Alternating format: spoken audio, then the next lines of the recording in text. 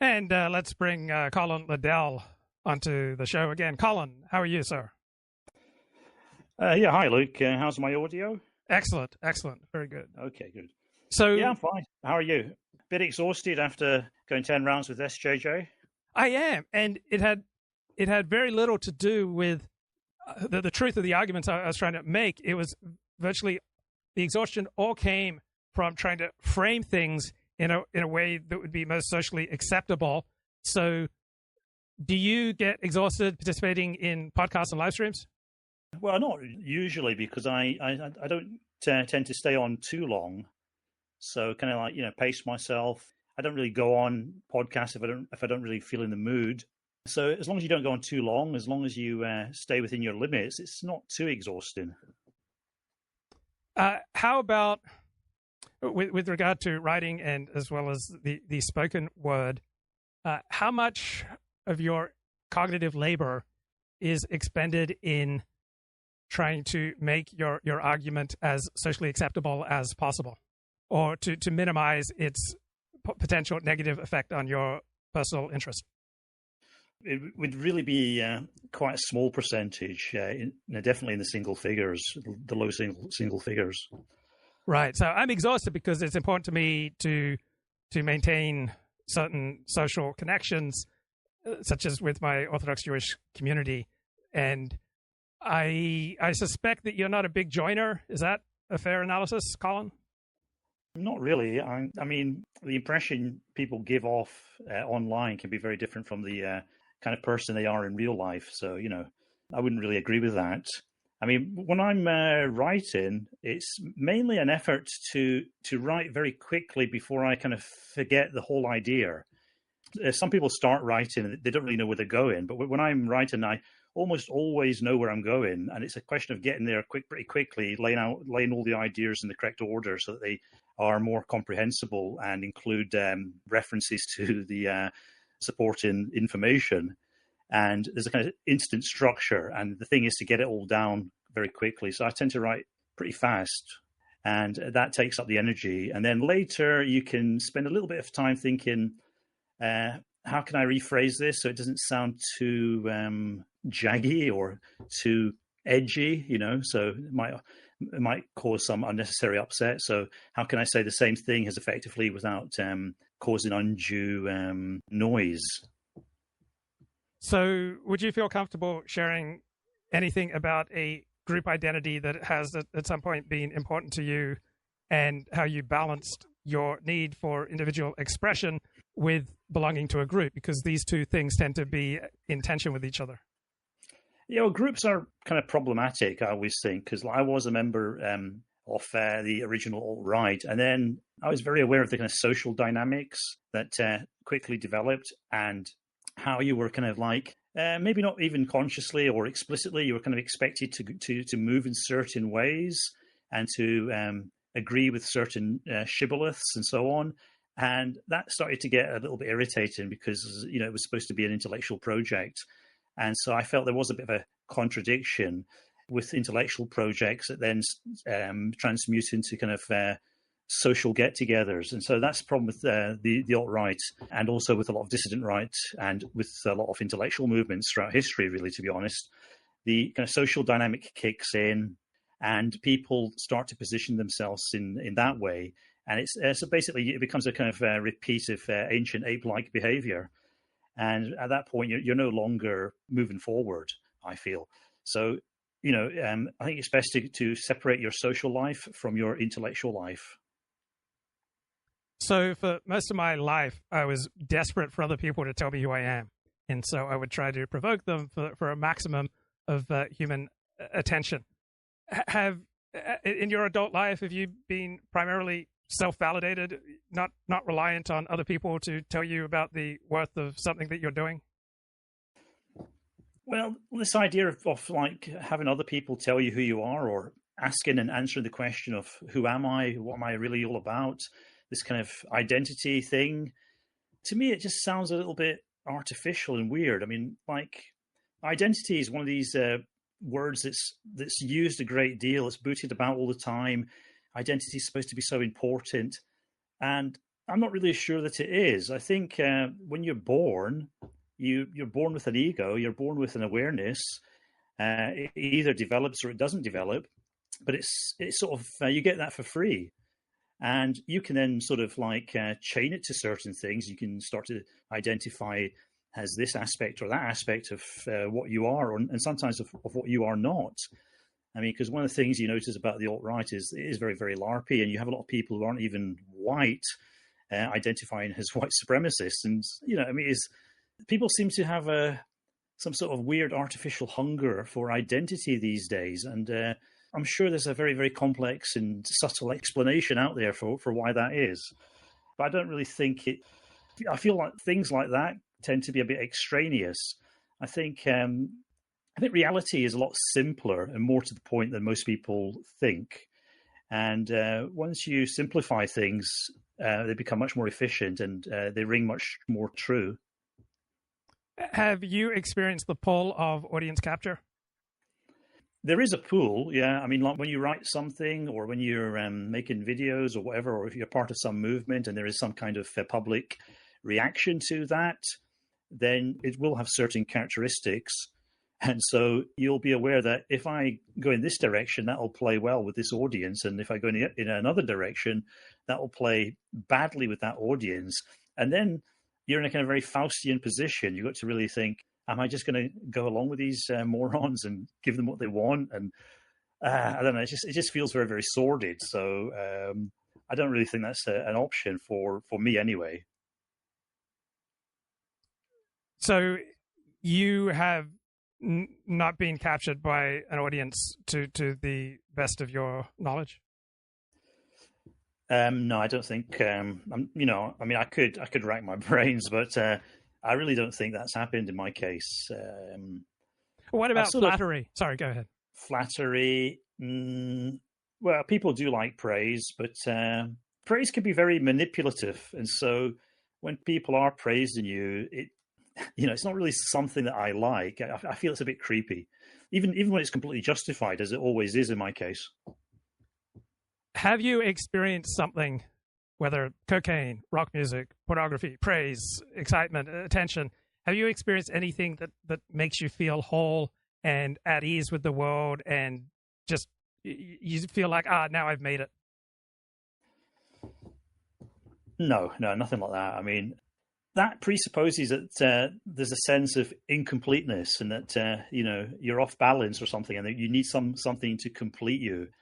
And I've never really had that feeling. I think some people are a little bit, how can I say, depressive, and they feel something's missing. There's an unhappiness. There's a hole that can't be filled. And some people are not like that. Some people are just kind of naturally content, and they would probably be naturally content whatever situation they were in. And vice versa for the previous group I mentioned. Whatever happens to them, it's never quite enough. Even if they're successful and they achieve their goals, they still feel something's missing. So those people will sometimes look for that kind of missing piece, and occasionally they'll maybe think they found it. But I think it's just a case of pre-existing psychological types of people. And I've never really had that. I've always been fairly kind of emotionally balanced, whatever's going on, and my engagement with intellectual movements has never been distorted or influenced by that to any degree. Have you ever had a self-destructive addiction destroying your life? Well, I'm still here, so obviously not, but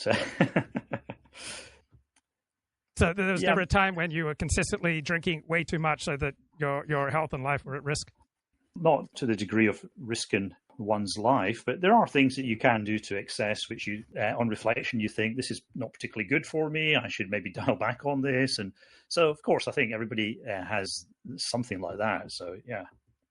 So what percentage of the people who talk about the topics that Stephen J. James talks about on his YouTube channel, what percentage of them would you estimate are engaging in self-destructive behavior? So my estimate is no fewer than 90%, anywhere up to 99%.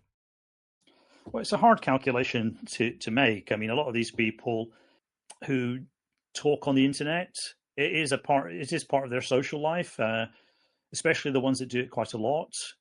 So I think they are getting something out of it, and that something might even be healthy, because if they didn't have that, they might do something less healthy, So, and also, I mean, if you talk about people like SJJ, they're responding to actual real problems in the world that they see. They're thinking about, there's something wrong with our societies. They're changing too fast. We don't know where this is going to lead. It looks all a bit unhealthy. Shouldn't we be asking questions? Why aren't we allowed to ask certain questions? Why is this movement being sort of pushed down a certain negative alleyway? Things like that. So these are all important questions to ask. And I think they're asked in many cases for legitimate reasons. But also there are a lot of people who are terminally online and who are on social media, or who are doing live streams, or who are trying to do it for purposes of engagement and to have somebody notice them. And there are many famous cases of people who have kind of overdosed on that and have gone too far. And then you could say that it's harmed their life, and in many cases it has. But in other cases, some people have managed to make a living at it. And we are living in a kind of post-mainstream media kind of environment now. So this is like a new era compared to the previous media. The previous media, it was very kind of controlled. It was all related to big publications. They had serious reputations, and it's much more of a free-for-all now. And if you're very good at it, you can become a Joe Rogan or a Tim Pool and spout your crap at the very highest level, or your genius insights, assuming it's not crap.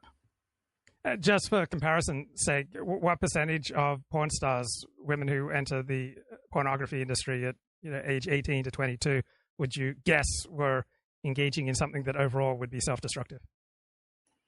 Well, porn, prostitution. I mean, these are ways of making money sometimes. In some countries, being a prostitute or doing a bit of porn, it's a phase some women go through. Sometimes, if they're from a very poor background, it can give them enough financial resources to lead a much better life than they otherwise would have. So, again, it does depend upon the circumstances and how much they do it, and whether they can move on from it. Would you agree with the idea that after we meet our basic needs, for most people, their primary drive is the drive for importance? And so if there is some validity to this, then I would expect it would have both explanatory and predictive value. What do you think? Well, I think you're kind of referring to Maslow's hierarchy there, aren't you? So I think there's several stages in Maslow's hierarchy. And I guess, self-esteem and self-actualization and being part of a group are all included there. I mean, why do people want to have, high esteem? Probably because it has practical benefits as well. If you have high esteem, you can get what you want. You can afford to eat. You can have a nice house. You can fulfill your sexual desires more positively, etc. So, having high esteem in itself, is it really that enthralling? I'm not so sure, unless you're a complete narcissist. But it does have quite important secondary benefits. So there was an academic who praised your analysis of Russia a few years ago. How much of a difference did that praise make to how you felt about yourself?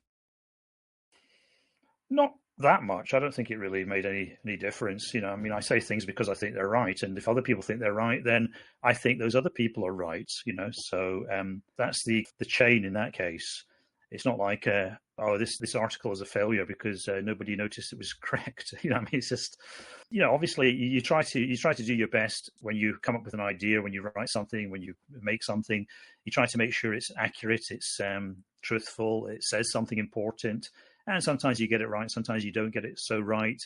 But you're pushing in the right direction for the right reasons, and it's not essential for people to recognize that. Yeah, it wasn't essential that some academics have occasionally cited some things I've written in a positive way.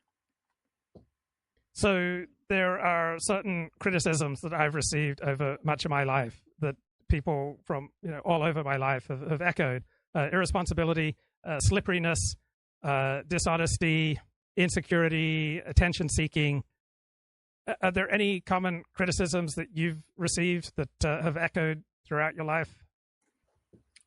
People sometimes think I'm too brusque or to the point or ill-tempered even. Things like that sometimes get thrown at me, but I'm not really sure where they get those mistaken notions from. How often do you feel out of control? Out of control.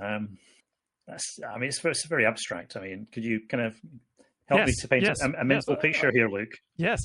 There was a pretty young woman who paid me some attention a few months ago, and then I couldn't stop bombarding her after that. Like, I was out of control. And that's probably happened 200 times in my life.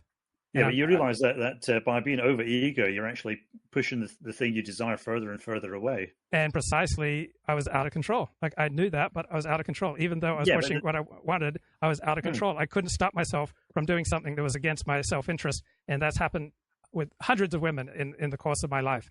So that's an example of out of control. But were you aware that you were out of control? I was aware. So you weren't totally out of control, and you were getting ready to be more in control, I would say. Have you struggled with being out of control? I'd have to say no to that. I don't think I've struggled with it. In fact, I have a hard time thinking of any examples. I mean, I guess when I was a teenager, I was a little bit out of control. And sometimes when you're in violent situations, you can be, you have to be a bit out of control, really, because if you're double guessing everything, and you won't be very good at reacting. So, I mean, there's certain situations where being out of control is actually the optimum response. You've got to be fast and instinctive. So therefore, you switch to something which is technically a sort of mind state of being out of control, because that gives you the best options for being in control. Are there any thinkers / podcasters / live streamers who you have had some interest in who seem to be largely immune from audience capture? Well, audience capture would be when you have certain ideas and then your audience, because of their predilections, they push you off your train of thought or your belief system, and you start to change, and your views are kind of distorted by your audience. I mean, I've seen many examples of that, I guess. There are a lot of people in the alt-right who are basically like that. As soon as they started to get certain positive reactions to some things, they veered off in that direction. I mean, you could almost say that the majority of the alt-right, of the major people in the alt-right, fit into that kind of category. Was Richard Spencer such a Nazi to begin with? I don't think he was. But he noticed that, when he did certain things, when he said certain things, he got a much more positive response from all these various anonymous accounts and bots and God knows what than other times. I also noticed that when I said certain things, I would get very negative responses sometimes. For example, if I wrote something which was criticizing Russia back in the day, I'd noticed that suddenly all these anonymous accounts would pop up saying all sorts of negative things, bad-mouthing me and so on. And that's a pretty obvious pattern to recognize when you're involved with it. And so there is a real thing with audience capture, but is it really audience? Because sometimes it's a little bit more than just an audience, I think. But can you think of any personalities who seem to you most immune from this? Well, I think most well-known live streamers or online personalities, they establish a certain kind of shtick which works, and they generally stick to their shtick. So Nick Fuentes has been Nick Fuentes now for quite some time. They have a certain audience that wants to hear a certain message, and that's what it's all about. And if you don't want to hear that message, you go and look for somebody else who's, saying a different message that you happen to like. And that's how this particular ecosystem seems to organize itself. So a triple murderer, someone who'd already killed 3 people, showed up at Nick Fuentes' home armed. And if Nick Fuentes had opened the door to him, Nick would most likely be dead. Is there anything else to be learned from that? Well, apart from the obvious, nothing really, I guess. I mean, obviously, Nick has to consider his security. I think he was. There were cameras. I mean, he is armed with mace. Maybe he's got a gun somewhere. Who knows? I think he employs a bodyguard at certain times, doesn't he?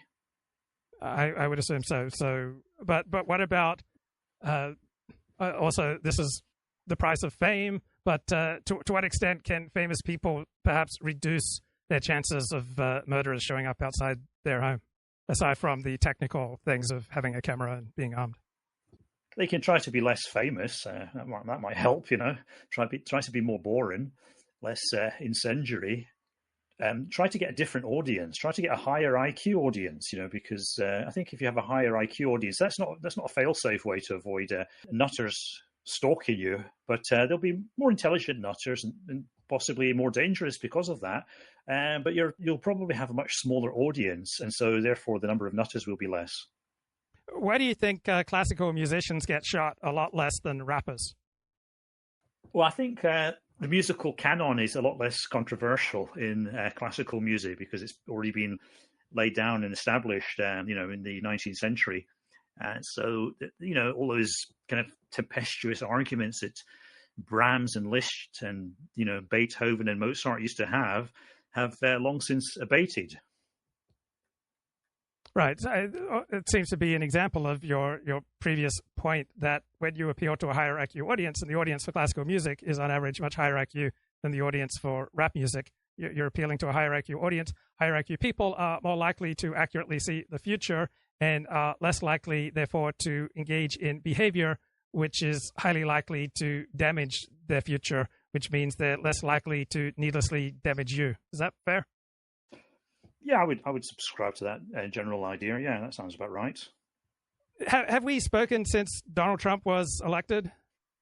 I don't think we have we? No. That was, I think I was confidently predicting his election, and then I think we spoke on the day of the. I think we spoke on election day. Perhaps. So that's possible. Yeah. Any thoughts on Donald on the American election? I think it was November 6th and Donald Trump's victory. Yeah. I mean, now it seems to have been kind of inevitable, but at the time, the media was really trying to gaslight us. I remember the worst example of that was the Iowa poll that they came out with a few days before the election, and suddenly Donald Trump was going to lose Iowa, and they really got behind that. They were really pushing that as much as they could. So it was a major gaslighting operation. They thought that they could trick people into believing it, and that could destabilize the Trump campaign and then demotivate them and demoralize them, and while motivating all the various liberals and leftists and cat ladies to come out and vote. But in hindsight, Donald Trump's election in 2024 does seem to have had the aura of invincibility about it. Why do you think the news media, the mainstream news media, was generally reluctant to cover Joe Biden's obvious senility, while for people on the right, it was obvious for years that Joe Biden had senility issues? I would say it was because of the analogy of the oil tanker. It's they were on this massive oil tanker, and it was very, very hard to turn it around, and so they had to just go in the direction they had foolishly chosen to go in. And now we're seeing some, or at least one mainstream journalist apologize for his lack of coverage of Joe Biden's diminishing mental capacity. Chris Cillizza used to be with CNN and the Washington Post. Now he's operating on his own. And there is an explanation from Commentary Magazine that to the extent that journalists apologize for their lack of coverage of Joe Biden's cognitive decline while in the office of the presidency, that it's really just clearing the decks for a ferocious attack or a ferocious attention paid to Donald Trump's age-related decline while in office. What do you think? Well, I think that's maybe, but I think what we're looking at here is a much more important structural point. And the point is that, America has a very serious political structural weakness, which is the position of the president. And if you compare this with Britain's a lot more politically nimble in cases like that. So if there's something wrong with the prime minister, it's a lot easier for the British to kind of yank them out and shove somebody else in. And I think with America, it's a lot harder to do that. There's too many people you have to square. There's too many people you have to get on board. And it's just a much bigger country, and there's all sorts of interest groups you've got to, take the input from and so on. It becomes very, very awkward. So it's a lot easier just to stick with the status quo in a situation like that. Whereas in Britain, if you look at how Liz Truss was kind of yanked out within a matter of weeks, you can see how efficient Britain is politically at replacing broken parts. Did the deep state in the United Kingdom deep six Liz Truss, or was it primarily her own incompetence? I kind of regret that we never got a chance to see exactly what Trussonomics would look like. It might have been exhilarating, but sadly, the British state, I mean, I'd have to say the British state is, economically speaking, it's a semi-socialist country. And what she was going to try to implement would have caused too much instability, presumably. And the markets didn't really like that. I mean, the markets are in favor of more capitalism, but they're more in favor of evolution rather than revolution. So I think they saw Liz Truss as a potential revolutionary figure in economic terms, and they wanted to get rid of her for that reason. So the parliamentary system is clearly superior to the presidential American system in some ways. Overall, do you think it's clear that the parliamentary system is superior to the American presidential system? Well, it's very hard to talk about superior systems, but you've got to look at the end results. I think all our systems are failing because in developed, advanced Western countries, not even very developed countries, we're all facing the same problems, which is a demographic crisis. Even the Islamic Republic of Iran is facing a demographic crisis, So even trad religious societies are not doing so well. So we have a radical problem in the modern world. And I mean, we obviously need a radical government to solve it. But, setting that aside, there are certain benefits and disadvantages to the various forms of democracy. I think in the American case, the political elite and the voters, there seems to be quite a gap between the two. And the most important group in America's political equation seem to be various kinds of donor classes and rich elites who influence what politicians do. In the case of Britain, we have a bit of a difference from Europe. In Europe, they have proportional representation. Proportional representation is probably a lot more democratic than the Westminster first past the post system. So what happens is the views, the desires of the voters are much more immediately reflected, which means you can, in Europe, you can see the rise of various kinds of populist groups quite quickly. In Germany, the AfD is doing quite well, not as well as they hope, because I think they're about 15 to 20 in the polls. But that's something we don't have in Britain. We don't have these kind of populist groups yet upsetting the apple cart like they have done in various European countries. And that's because there's more distance between the voters and the elected. And that's caused by the Westminster system. So I guess if you put them on a scale, the American elites are further removed from the voters. The British are kind of intermediate, and the Europeans, the voters and the political elites are much closer together. In the case of Europe, that can cause instability because as soon as people start to favor one kind of politics, then politics will then radically veer off in that direction. Whereas in the case of America, there's a lot more inbuilt stability, but this creates a gerontocracy. It creates a kind of very corrupt political system. And we're starting to see this really extolled by Donald Trump. Donald Trump, he appears to be one of the most kind of corrupt politicians ever. He's basically just selling all these offices of state to various people who bunged him large amounts of money. There's so much dark money in the American political system at the moment, and we're still trying to figure out where most of it comes from. So my primary fears about the next Trump administration is that it will be incompetent and corrupt. Would that be true for you as well? Yes, but it depends on the nature of the corruption. Because if it's just good old-fashioned, you scratch my back and I'll scratch your back kind of corruption, that won't be so bad. But I think a lot of the corruption is not like that. I think a lot of the corruption may be connected to much more agenda-driven groups and people. A lot of the people who listen to my shows have largely withdrawn from society, and their most fervent wish is for a cleansing civil war, for some apocalyptic end times conflict. Do you have any experience with this type of personality and any analysis of what's going on? The let it all burn down crowd. Yes. Well, the dissident right has always had a large number of people like that, and in a way, it's understandable because to do things politically is very hard because you're very much constrained by the moronic and often self-contradictory desires of the masses. I mean, Britain's a perfect example. Yet again, Britain, people don't like immigration, but the economy, the whole economy is geared for it. Without immigrants doing various jobs, British people would have to work a lot harder. The NHS probably couldn't function. Several key industries would collapse. I mean, the sums just wouldn't work anymore. In fact, the whole economy would have to be radically rejigged to survive. So people are kind of hooked on immigration, but they hate it. And so, you can't really use democracy to solve problems, it seems, because, even though people will make their wishes known, they'll often make other contradictory wishes known as well. So the idea that some politician can come in, present a certain line of argument and reform the country in a positive way that cures the nation of its demographic ills and without collapsing the economy, and everybody's going to happily vote for them, that seems like a ridiculous pipe dream.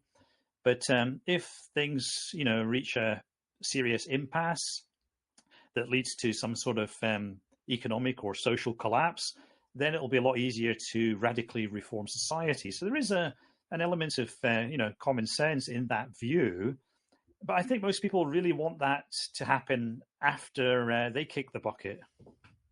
There's a favorite conspiracy theory that Barack Obama has been running the Democratic Party from behind the scenes. He's the first president in 100 years who didn't leave Washington, D.C. after his presidential term ended. My analysis is that Obama is too lazy to be running things behind the scenes. Obama, 90% of his reading is fiction. That's what brought this point to mind rather than nonfiction. What do you think about the idea that Barack Obama has been secretly running the Democratic Party and the left from behind the scenes since Trump's first victory in 2016?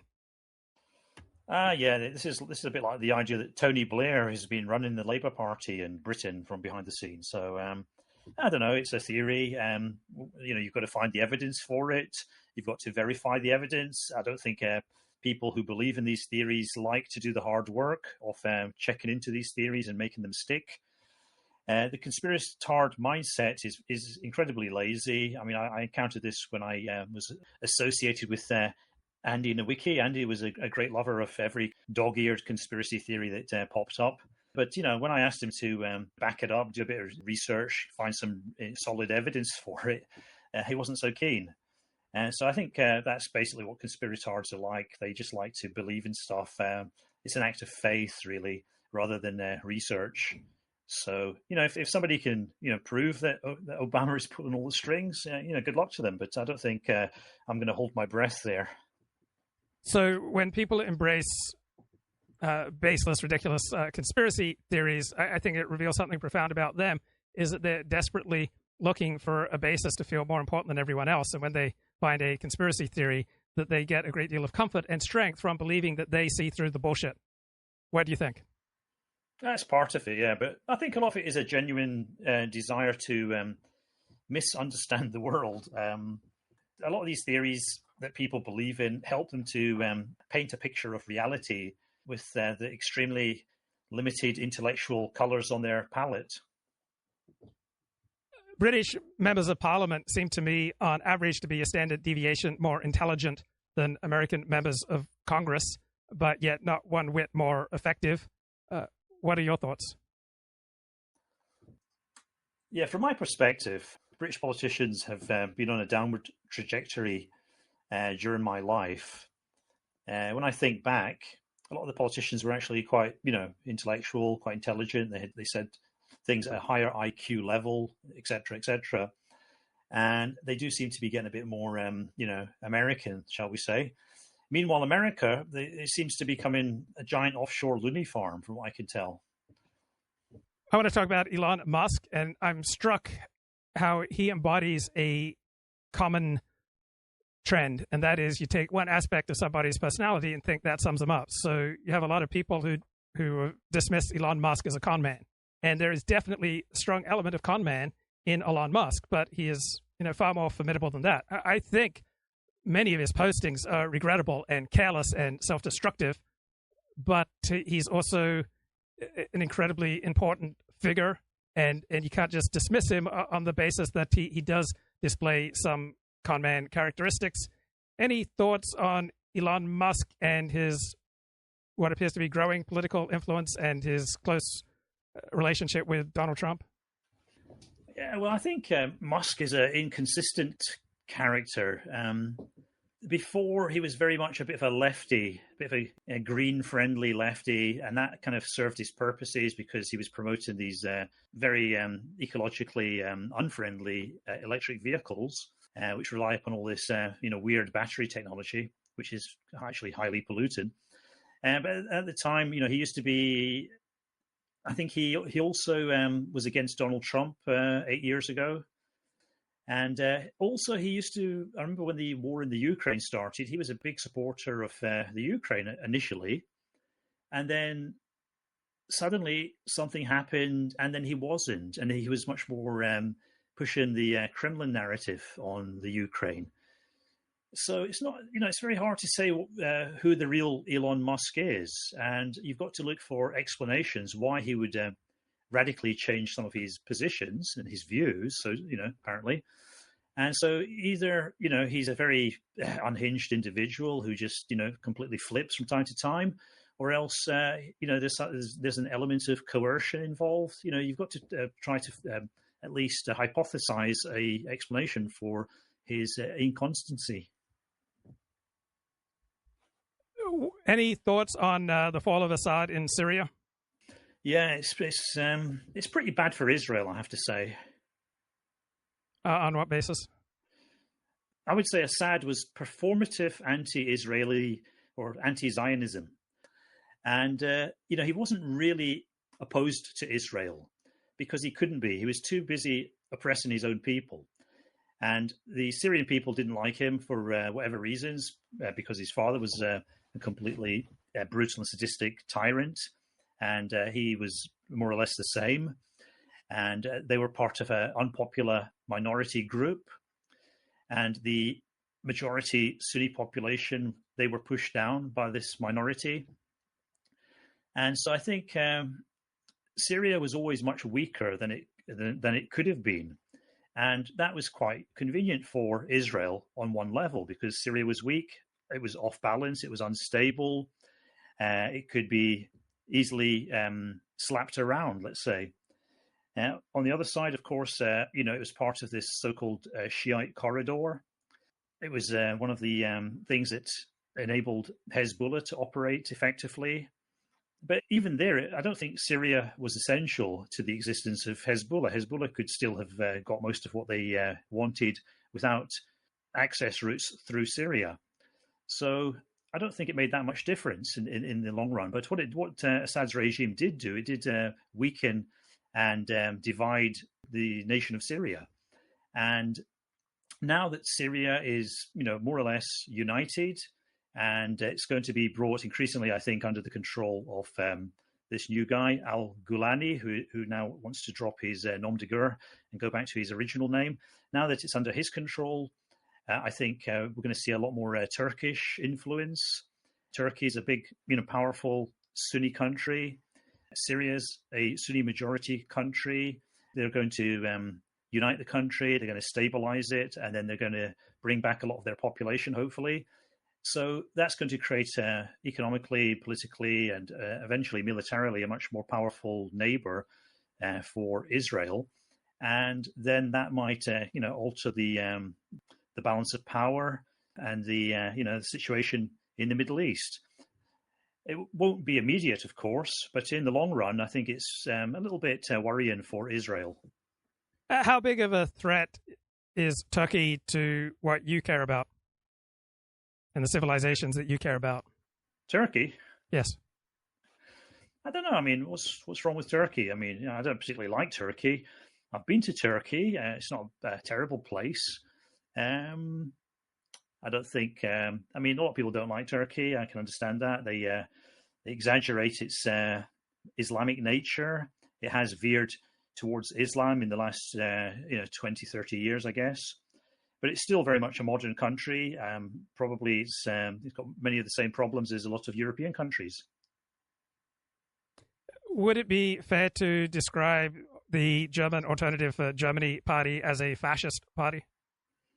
No, I don't think they're a fascist party. I think they're much more, the problem with the AfD is they're much more of a kind of Russia shill party, like a lot of these populist right-wing movements in Europe. What percentage of white people in America explicitly care about white identity, in your estimation? The ones that live in mixed race areas, I guess. It depends on demographics and also the pattern of demographics. People that live up in very white New England probably don't really think about race that much because it's not really in their face very much. People in these kind of little Midwestern towns don't think about it too much. But if you're in a city, you're probably much more racially aware. And then, of course, you probably think about race all the time in some places. Do you think I'm accurate that if you talk about white interests and white identity, you will be regarded as a freak and very possibly a terrorist by the educated classes in America and the United Kingdom? I think that used to be very much the case, say about 20 years ago. And then, during the period when the alt-right started to rise up, it was sort of expressing things that people did want to talk about. People were starting to think, wait a minute, this race stuff, it's real and it's there and we should be able to talk about it. But also at that particular stage, the whole thing was very much repressed and frowned upon. And there was a lot of kind of like anti-race realism, gaslighting going on. But that was more like a sign that race was becoming an issue and race was becoming something that normal people were thinking about more and more. So I think nowadays, if you talk about race, as long as you talk about it in certain ways, I don't think people will really regard you as that odd. So I think things have changed and it's becoming more, kind of Overton window to talk about racial questions and mass immigration and assimilation and, the border control. These are all becoming increasingly mainstream topics.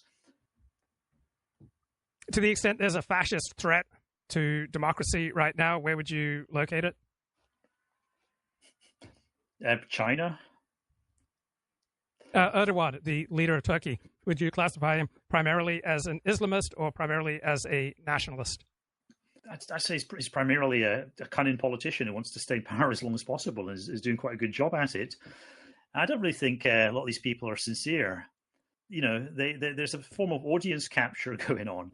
What happens is, these politicians, they undergo audience capture, but then they kind of weaponize their own instance of being captured by their audience against their audience. So they turn tables on the audience that captures them. And what do you expect from a second Trump term, aside from corruption and incompetence? Well, those are the two things I was going to reply with there, Luke. So thank you very much for pushing them to one side. I think it's going to be, I think a lot of plastic surgery, a lot of facelifts, a lot of badly decorated interiors. It's going to make America look like a freak show, I think. That's probably what it's going to do.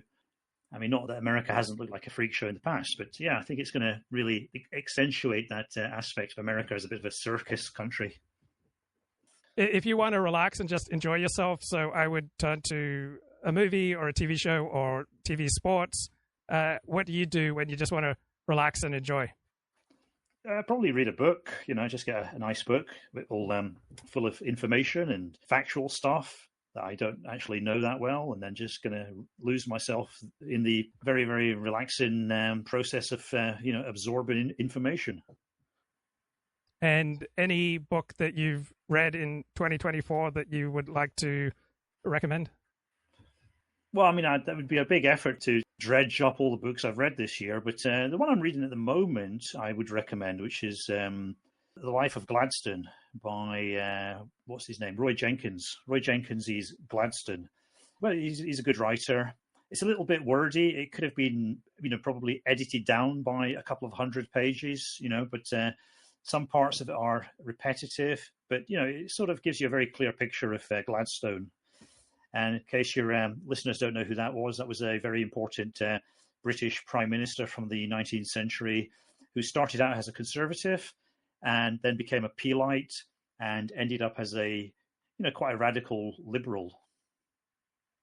Has news and opinion consumption in Japan gone sliced into more and more micro audiences to the same extent as England and the United States, or do the mainstream media, TV networks, and newspapers still command the dominant attention span of the Japanese?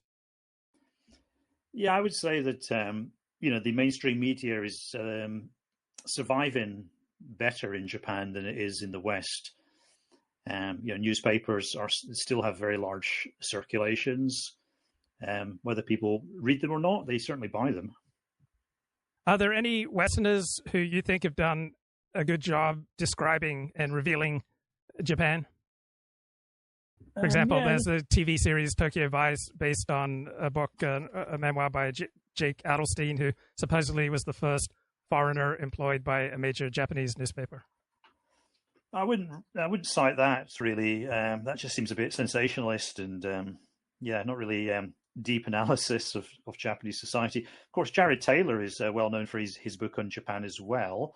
I actually have that book, but I haven't got around to reading it for whatever reason. So I didn't know he wrote a book. When did that come out?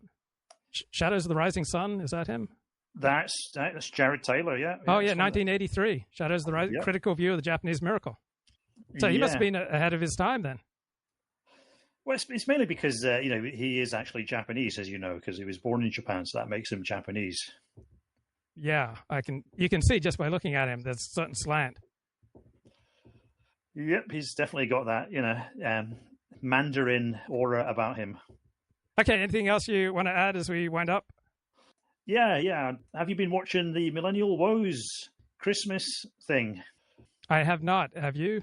Well, I think I sort of had a quick look, and I think I had a brief listen to Greg Johnson, and I thought, that could be like 10 years ago, the stuff he's saying. It's the same old, shtick that he always says. I think I maybe listened to one or two others just briefly, and then I just found it a bit cringe and boring. And I immediately went straight back to SJJmas. SJJmas. And do you have some favorite episodes from that Titanic series? Well, there was quite a good one on today. Of course, that was a classic. I forget who it was. It was some old guy, some old boomer. It's one of the alt-right OGs, so he was quite entertaining. Do you find it painful growing older? Well, if it causes something to go wrong, yes. Like if, bits of you start falling off or you pull a muscle or, whatever. Yeah, it can be. It can be. So be careful, Luke, Okay. Well, thanks, Colin. Great to talk to you, man. Right. Cheers. Cheers, Bye-bye. mate. Bye. Talk to you later. Okay.